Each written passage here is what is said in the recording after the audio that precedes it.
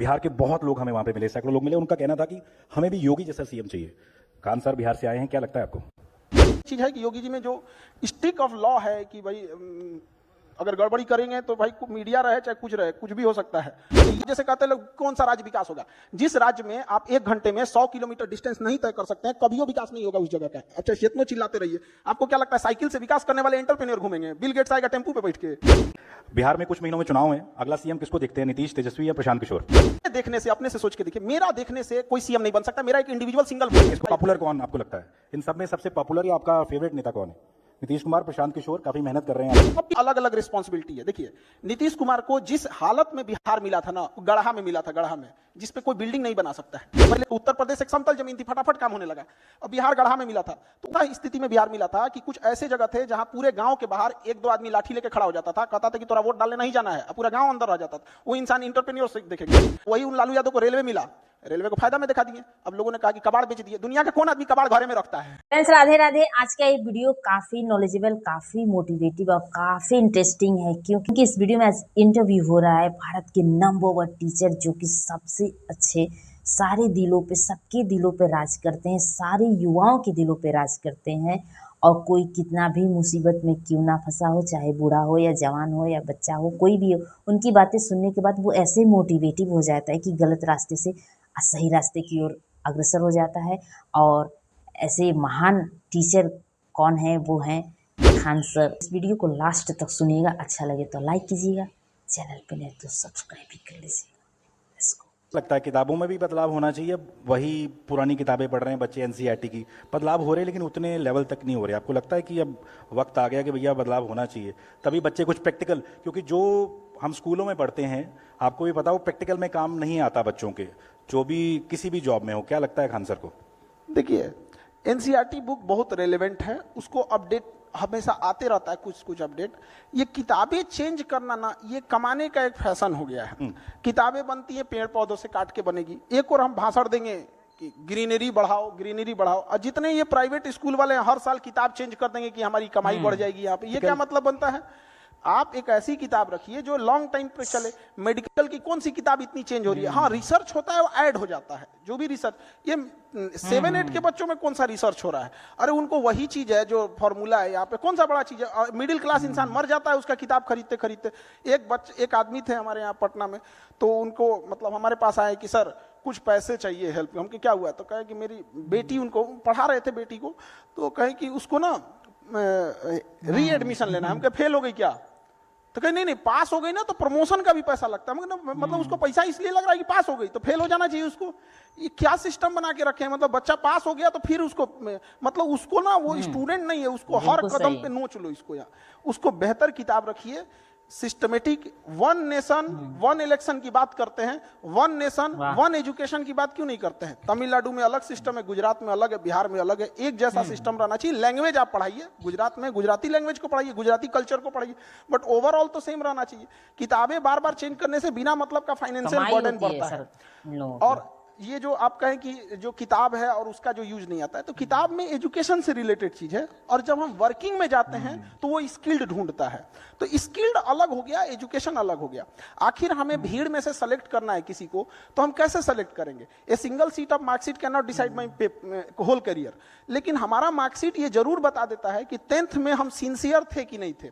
Graduation का marksheet हमें ये जरूर बता देता है कि उस टाइम फ्रेम में हम सिंसियर थे कि नहीं। इस आधार पर हम ये आइडिया लगा लेते हैं कि ये इंसान थोड़ा सिंसियर होगा। बाद में उसको ट्रेनिंग, स्किल तो सब देना ही पड़ेगा ना। अच्छा, भारत की करोड़ों की आबादी जो है युवा है। दुनिया में होता है कि सबसे युवा आबादी भारत में है। खान सर, क्या लगता है आपको, जो हिंदी वाले स्टूडेंट्स स्पेशली इस आबादी का बड़ा हिस्सा हैं, वो खुद, उनको लो फील कराया जाता है और वो खुद लो फील होते भी हैं? क्या मैसेज देना चाहेंगे ऐसे स्टूडेंट्स को कि भैया हिंदी मीडियम या इंग्लिश मीडियम कुछ नहीं होता? क्या कहना चाहेंगे इस पे?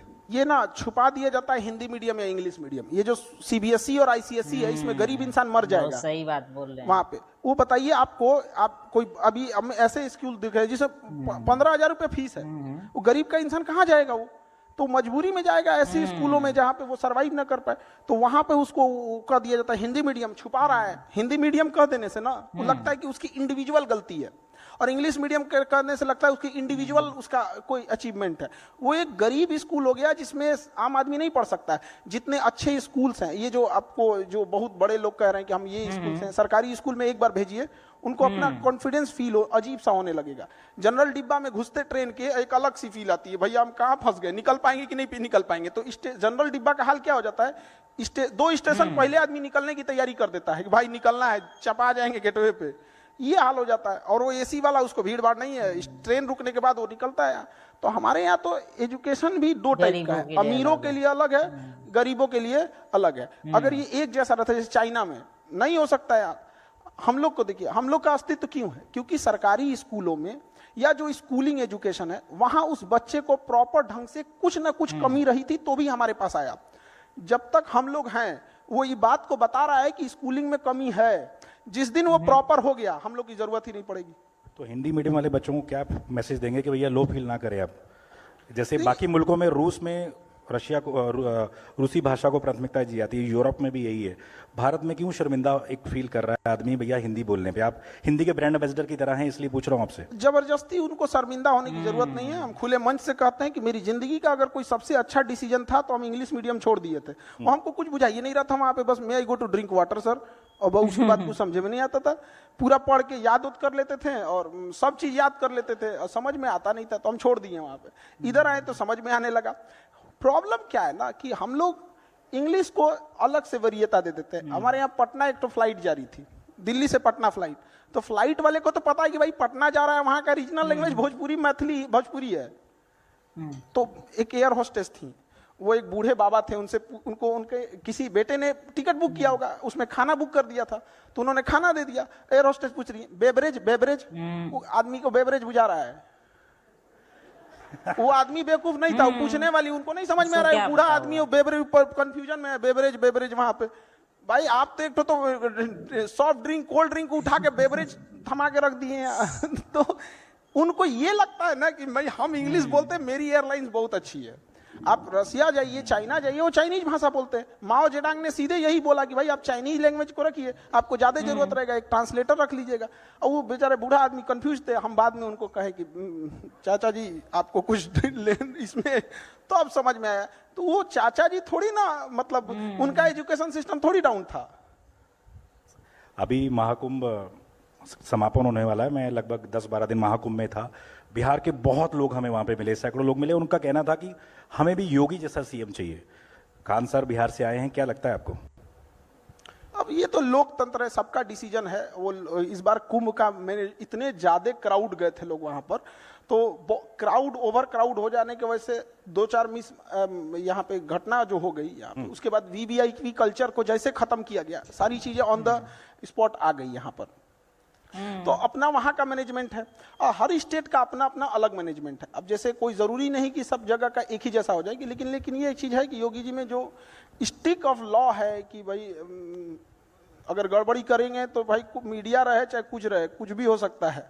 तो ये वाला चीज ना लोगों को थोड़ा सा प्रभावित जरूर करता है। लॉ एंड ऑर्डर पे जो आप कह रहे हैं वो काम बिल्कुल, लॉ एंड ऑर्डर तो जरूरी है ना। किसी को अब डर ही लगने लगेगा तो काम कहां से कर पाएगा। सिक्योरिटी बहुत जरूरी है, रेलवे इंफ्रास्ट्रक्चर बहुत जरूरी। हम लोग क्या देखते हैं, अगर कोई इंसान बीमार पड़ा है तो क्या चेक करते हैं, उसका ब्लड टेस्ट कर लिए, यूरिन टेस्ट कर दिए, ईसीजी कर दिए, तभी ना आदमी पता करता है कि इसको क्या प्रॉब्लम है। किसी स्टेट को देखना है, लॉ एंड ऑर्डर देख लीजिए, पुलिस कितनी हेल्पफुल है, सड़कें कितनी अच्छी हैं। अब जैसे कहते हैं लोग कौन सा राज्य विकास होगा, जिस राज्य में आप 1 घंटे में 100 किलोमीटर डिस्टेंस नहीं तय कर सकते हैं, कभियो विकास नहीं होगा उस जगह का। अब चाहे जितनो चिल्लाते रहिए, आपको क्या लगता है साइकिल से विकास करने वाले एंटरप्रेन्योर घूमेंगे? बिल गेट्स आएगा टेम्पू पे बैठ के।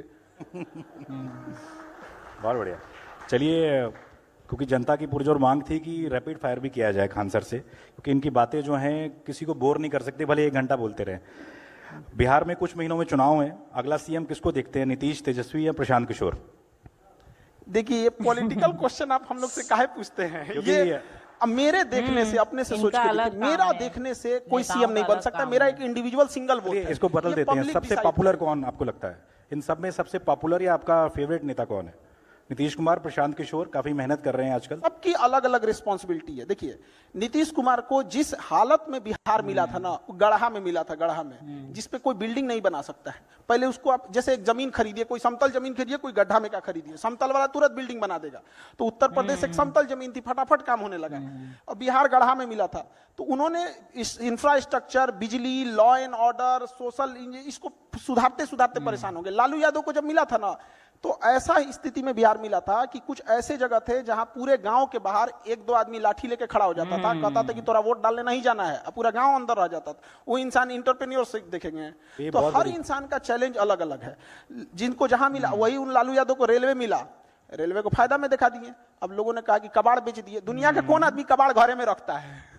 ये बड़ा तो अच्छे ना किए। खान सर ने बड़ा स्मार्टली लालू जी की भी तारीफ कर दी और नीतीश जी को भी मीडिया खुश कर वाले दिया मतलब कि बिहार में घुमा दुकान फिरा चलानी के है भैया। राजनीति करना चाहते चलिए इसके बाद आगे बढ़ते हैं।